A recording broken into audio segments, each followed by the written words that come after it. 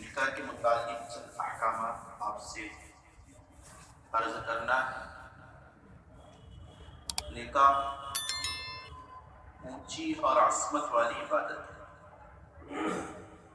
اس لیے ہمارے نبی نے فرمایا نکاح کے ذریعے سے آدھا ایمان مکمل ہو جاتا ہے۔ ہمارے نبی نے فرمایا جس کا خلاصہ ہے نکاح تقوی کے مکمل ہونے کا سبب ہے، اس سے انسان متقی بنتا ہے۔ ہمارے نبی جناب محمد مصطفیٰ صلی اللہ علیہ وسلم نے فرمایا چار چیزیں سارے انبیاء کی سنتیں رہی، سارے انبیاء نے اس کو کیا۔ جیسا ہم کہتے ہیں کہ کسی کو سارے انبیاء کی سنتوں پر عمل کرنا ہے تو دعوت دے کش کرے، اسی طرح جس کو سارے انبیاء کی سنتوں پر عمل کرنا ہے اس سے چاہیے کہ چار عمل کرے۔ پہلا عمل بتایا سواک، مسواک ہر نبی کیا کرتے ہیں۔ دوسرا عمل بتایا التعطر یعنی خوشبو استعمال کرنا، اور تیسرا عمل بتایا الحیا، ہر نبی باحیا ہوا کرتا ہے، اور چوتھا عمل النکاح، سارے انبیاء نے نکاح کیا۔ جب یہ سارے انبیاء کی سنت ہے تو سنت فطرت ہے، یعنی ہر نبی نے اس کو کیا ہے، اس کو سنن فطرت کہتے ہیں۔ نکاح ضرورت ہے، مقصد نہیں، اس لیے نکاح کو سادگی کے ساتھ کیا جائے۔ نکاح کرنے والا تین نیتیں کرے، جیسے نماز کی نیت ہے، وضو کی نیت ہے، اسی طرح نکاح کے موقع پر تین نیتیں کی جائیں۔ پہلی نیت اس لیے نکاح کر رہا ہوں تاکہ سنت پر عمل ہو جائے۔ دوسری نیت اس وجہ سے نکاح کر رہا ہوں تاکہ میری جوانی محفوظ ہو جائے، میں پاک دامن رہوں۔ اور تیسری نیت یہ کرے میں نکاح اس وجہ سے کر رہا ہوں تاکہ اس کے ذریعے سے اولاد وجود میں آئے اور اس امت میں اضافہ ہو، جس پر کل قیامت کے دن ہمارے نبی فخر کریں گے۔ اس نیت سے میں نکاح کر رہا ہوں۔ اگر ان نیتوں کے ساتھ نکاح ہوگا نا اللہ اولاد بھی عطا فرمائے، تو یہ نیت ہے۔ دوسری بات جیسے نماز کے 13 یا 14 فرائض، اسی طرح نکاح کے 2 فرائض، پہلا فرض ہے ایجاب اور دوسرا فرض ہے قبول۔ نوشاد صاحب قبول کرتے ہیں اور لڑکی سگنیچر کی صورت میں ایجاب کرتی ہے، یہ فرض ہے۔ لڑکی کی طرف سے پہلے ایجاب ہوتا ہے، نوشاد صاحب کہتے ہیں جی ہاں میں نے اسے اپنے نکاح میں قبول کیا۔ یہ 2 فرض ہے، اس کا کرنا ضروری ہے۔ اسی طرح نماز کے شرائط، وضو کا ہونا، بغیر وضو کے نماز سے۔ اسی طرح نکاح کی ایک شرط ہے وہ ہے گواہوں کا موجود، گواہوں کے بغیر نکاح نہیں ہوتا، مسلمان ہونا چاہیے، بالغ ہونا چاہیے۔ جیسے بغیر وضو کے نماز نہیں ہوتی، اسی طرح بغیر گواہوں کی نکاح نہیں ہوتا۔ 2 مرد ہوں یا ایمرجنسی میں 1 مرد 2 عورتیں، وہ بھی گواہ بن سکتی ہیں۔ اسی طرح نکاح کا ایک واجب ہے، جیسے نماز کے 14 واجبات ہیں، نکاح کا بھی ایک واجب ہے، وہ کیا ہے؟ مہر کا ادا کرنا۔ لڑکے کی طرف سے لڑکی کو مہر ادا کرنا واجب ہے، اور یہ شریعت نے واجب کیا، بندے اس کو ختم نہیں کر سکتے۔ لڑکا لڑکی کمپرومائز کرے کہ چلو نکاح کر لو، مہر لینا دینا نہیں کریں گے، پھر بھی مہر واجب ہو جاتا ہے اور نکاح بھی ہو جاتا ہے، ایسا واجب نہیں ہے۔ ہمارے علاقے میں باندھنے کا اہتمام ہوتا ہے، اسی طرح دینے کا بھی اہتمام کریں، کیونکہ نبی علیہ السلام نے فرمایا جو آدمی نکاح کرے، مہر باندھ لے، پھر زندگی میں ادا نہ کرے، پھر موت کے بعد بھی اس کے وارثین ادا نہ کرے، ایسا نکاح کرنے والا کل قیامت کے دن زانیوں کی صف میں کھڑا ہوگا، جس سے مہر ادا نہیں کیا۔ اس لیے بزرگ کو جیسے باندھتے ہو ایسا ادائیگی کا اہتمام ہو، وہ حق ہے بیوی کا، ہمارے علاقے میں موت کے بعد، مرنے کے بعد معاف کراتے، ماں اس کو معاف کر دی، مرنے کے بعد مہر معاف نہیں ہوتا، ادا کرنا پڑے گا۔ آپ کے والد ہیں، آپ کے دادا ہیں، آپ کے نانا ہیں، حیات ہے تو اس سے پوچھو آپ نے اپنی دادی نانی کا مہر دیا کہ نہیں دیا؟ انتقال ہو گیا تو ان کی شریک حیات سے پوچھو، دونوں کا انتقال ہے، پوچھ کے معلوم اپنی طرف سے ادا کر دو تھوڑا سا مہر، تو کم سے کم مہر بنتا ہے۔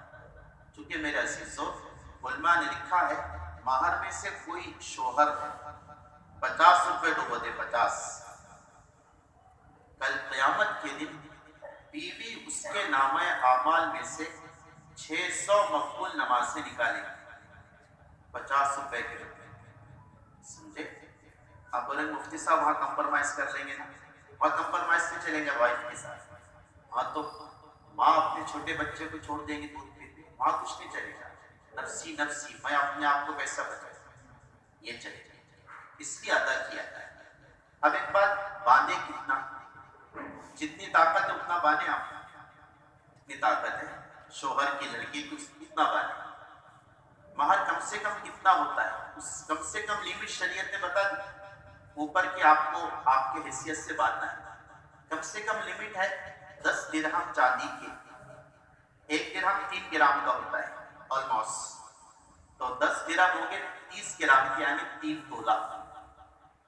اس زمانے کا مہر 3 تولہ چاندی، مان لو 1 تولہ چاندی تقریباً 800 روپے کی، تو 3 تولے کتنے کے ہو رہے ہیں؟ 8 یا 2400 روپے مہر بنتا ہے۔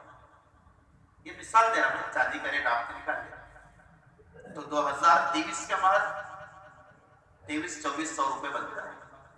آپ کے والد نے 50 سال پہلے، 40 سال 30 سال پہلے نکاح کیا تھا آپ کی والدہ سے، اس زمانے 500 مہر بانا تھا، اور آج آپ دے رہے ہیں تو کتنا دینا پڑے گا؟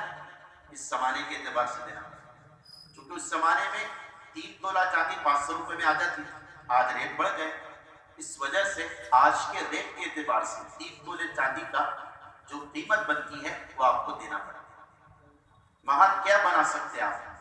کیا صرف کیش ضروری ہے پیسے، یا سامان، سونا، گولڈ، سلور، چاندی، اشیاء کو بھی مہر بنا سکتے ہیں یا نہیں؟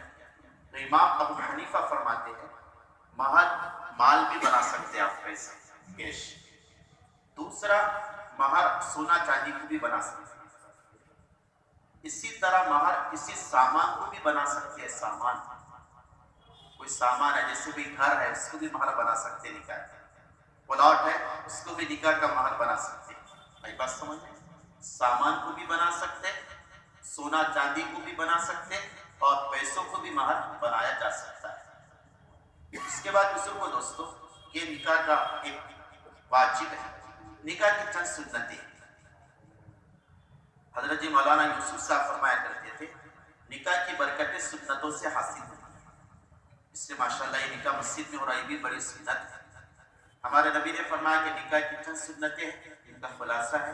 ایک سنت ہے نکاح کو مسجد میں کرنا، نکاح کی سنت جتنا ہو سکے نکاح کو مسجد میں کرے، حتی الامکان جہاں تک ہو سکے، نکاح کی برکتیں حاصل ہوتی، فرشتوں کے ماحول میں جو عمل ہوتا اس کے برکتیں حاصل ہوتی۔ اسی طرح دوسری سنت ہے نکاح کا خطبہ پڑھنا۔ اسی طرح نکاح کی ایک سنت ہے نکاح کے بعد چھوارے وغیرہ تقسیم کرنا۔ اسی طرح ایک سنت ہے نکاح کی، نکاح کو الگ اعلان کرنا، سب کے سامنے اوپر کرنا، چھپ چھپا کر نکاح ہو جائے گا لیکن الگ اعلان کرنا سنت ہے تاکہ دوسروں کو ترغیب دے۔ اور ایک سنت ہے ولیمہ کرنا، ولیمہ عام سنت ہے۔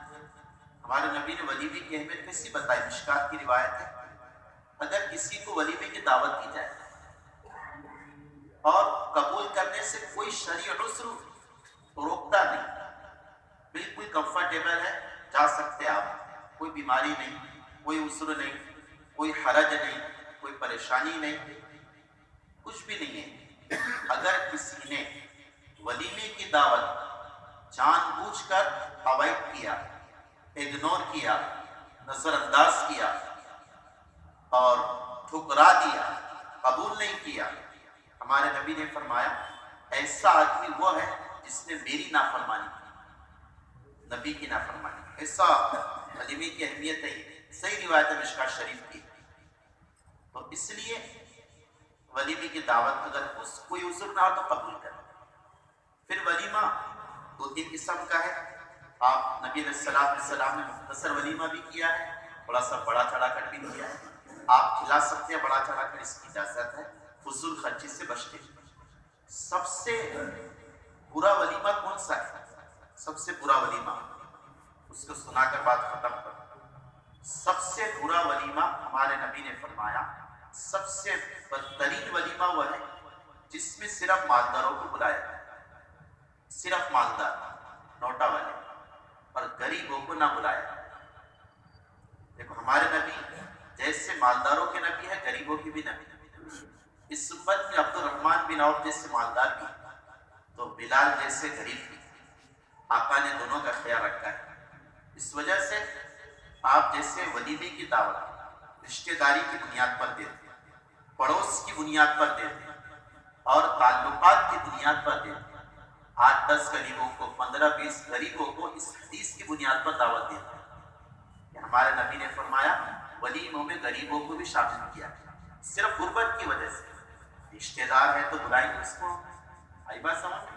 نہیں بلائیں گے تو وابلہ کرے گا۔ ایسا غریب جس سے کوئی رشتہ داری نہیں، کوئی تعلق نہیں، کوئی دوستانہ نہیں، کوئی پڑوس نہیں، صرف نبی کے فرمان کی وجہ سے 8-10 غریبوں کو بلا لیا جائے تو انشاءاللہ ولیمے کے کھانے میں برکتیں آ جائیں۔ اللہ تعالیٰ عمل کی توفیق